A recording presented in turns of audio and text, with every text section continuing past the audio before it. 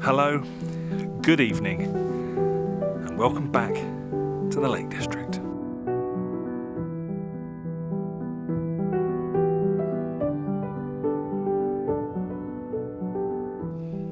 Yes, I am back in the Lake District. It feels so good to be back, making my first tentative steps back into the national park.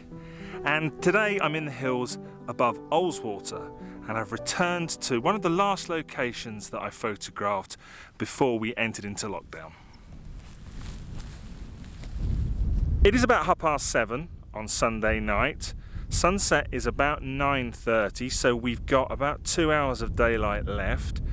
Probably only an hour before the sun dips down below the mountains off to my right hand side, but we have got some cloud in the sky, and so fingers crossed, come sunset, that could catch a bit of colour and we could be in for a pretty cool sky. It is the first time in 2 months that I've shot in the Lake District National Park, and it's also the first time in 2 months that I've shot with my full kit. As you probably know, during lockdown I've been shooting handheld with my Canon EOS M50. But I've lugged all my gear up here, and boy am I making use of it. So I've got the big Benro almost at its fullest height without the central column up. On that I have got my Canon EOS 60, my full frame DSLR. I've got my 24 to 70mm lens on there, and on the front of that a couple of filters. We've got the polarizer cranked to the max, trying to get as much saturation into the landscape as we possibly can. And I've also got a 3-stop soft edge grad doing its best to hold back that very bright sky. I've been here for about half an hour and I've already taken a few shots. I started with the composition that I selected from the last time I was here, when I was here scouting. But because the sun is off to the right hand side, got a lot of very bright sky in the top right hand corner of that particular composition. So what I have done is I've gone tighter in on this little cottage and the rig behind it and cut that portion of the composition out completely. The little problem that I've got is I'm just clipping the edge of the island that we've got here, and so I may have to take that out in post-processing.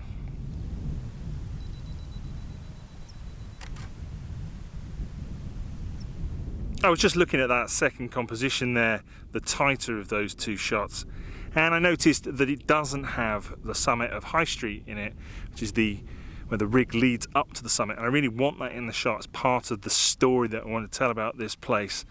And I've got some lovely light now on the side of Riggindale, so I'm pulling it out, going for that wider shot, and yeah, we'll just see how that turns out. And that's probably what I will stick with once the sun's gone down below the horizon, or the mountains I should say.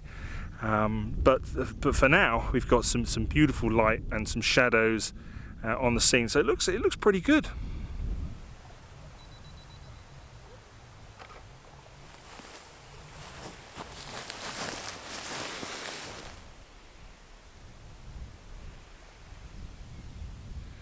It's about 8:30 now, and as you can see, the sun is now starting to dip below the mountains in the distance. And that means that my foreground now is pretty much in shade. And so for the next half an hour or so, I think there isn't going to be any more photography. Because what's going to happen is my foreground is going to be in shadow, most of my scene is going to be in shadow. The only bit of light I'm going to be getting is on the hills directly behind the cottage. But once all of it's in shadow, we might start to get a little bit of colour in the sky. And as I said, I'm not very good at pre-visualization, so I'm just going to hang around and see what that looks like and see if there's anything that we can do with that. I'm not particularly hopeful, but like I say, we're here now, and you know, it's just a case of sort of hanging around and waiting for 30 minutes, maybe as much as 45. Okay, so the light has pretty much gone from the scene now. We've just got a little bit on the mountains behind the cottage, and so it's all rather uninspiring looking. But I'm not going to go home just yet. I just want to hang around for a few more minutes just to see if there's any chance of anything happening in the sky. Typically, pretty much all of the cloud has now gone, so there isn't going to be much to catch any colour, but sometimes when we get the sun setting, we get a lovely orange glow. And I'd be keen to see if there's enough contrast left in the scene to create a shot should the sky go kind of a glowy kind of orange colour. And I'm not expecting much, but of course if I go home now, then I definitely won't get anything more. So it's probably worth hanging around for another half an hour, let's say.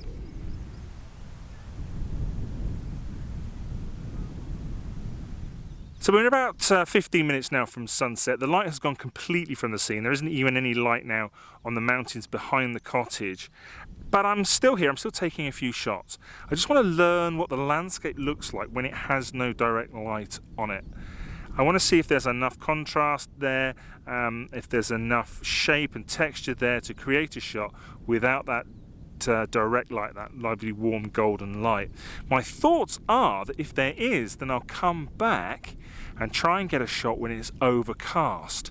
So we'll have similar sort of lighting, not exactly the same, but very similar, but we'll also have some detail in the sky, and particularly if we put a bit of a vignette on there, create a bit more drama in the scene. And I think that might suit this particular composition quite well.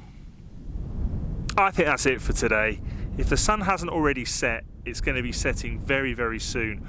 The wind's really starting to pick up now, and so I think it's time to pack up the gear and head home.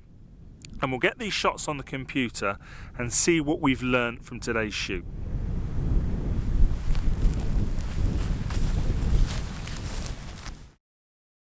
As you can see, I'm now back in the office. I really enjoyed my shoot at Haweswater. Very unusual for me. I wouldn't normally shoot at sunset, much more of a sunrise shooter. I would say 95% at least of my shoots are in the morning, and it was a different experience shooting in the evening.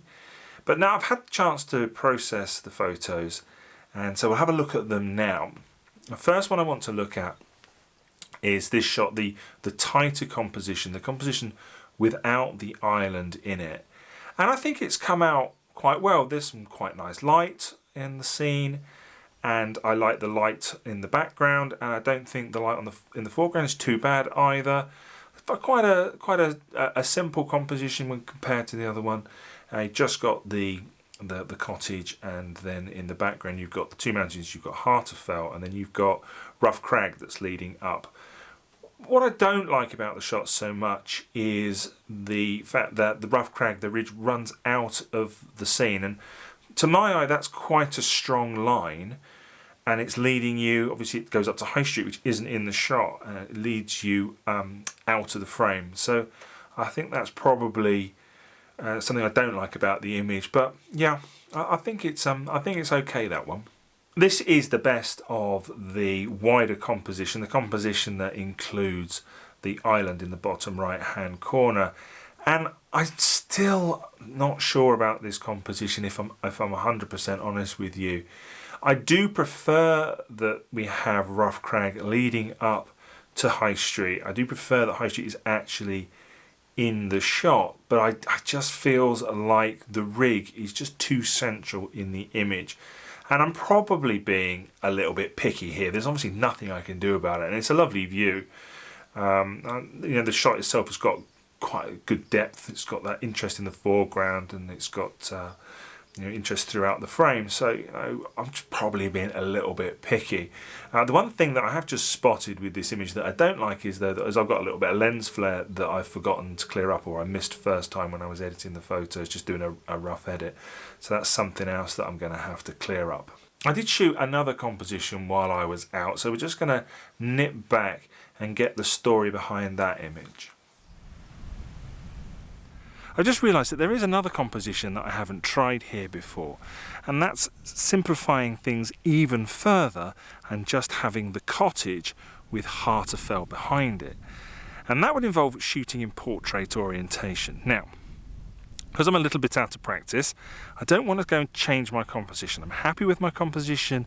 I just want to watch as the light transitions and see if we get any colour in the sky, although the cloud is starting to disappear a little bit now, which is typical.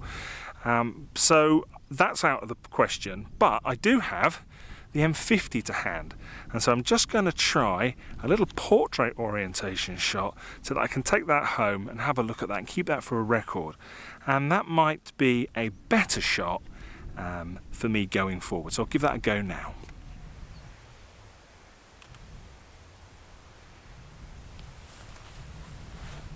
Here is that portrait shot, and I have to be honest with you, I think although on many occasions simplifying a scene can make a better photograph, I think unfortunately in this case for me it hasn't worked. You've got some interest in the foreground, obviously with the cottage or the barn, and then you've got Harterfelt in the background as well, and that looks great. But unfortunately for me, the midground in this is a bit boring. We've got some pretty boring water here on the right hand side, and then on the left hand side we've just got this slope which is pretty devoid of any features, and so I don't think in this case there's enough interest throughout the frame. So it was a nice try, but in this occasion I don't think it worked. So as I said there at the end, I did hang around and I was still taking shots even though the sun had gone down and there was no light on the scene. And the reason I was doing that was I wanted to see what the scene looked like without direct light. I wanted to see if there was enough contrast, if there was enough interest in that scene without direct light to give me the kind of thing that I'm after. And this is one of those shots that I took after the sun had gone down. There was no light on the scene. And actually, as you can see, you know, there's plenty of contrast, there's plenty of interest, plenty of detail, particularly in the mountains in the background and in the bracken in the foreground. And so I'm actually fairly encouraged by this image. And it makes me think that perhaps in order to get the story that I want to tell, whether it might not be better for me to return and retake this photo when we've got heavy skies, so when we've got a bright overcast day. And so I do think that there is going to be a third episode in this saga.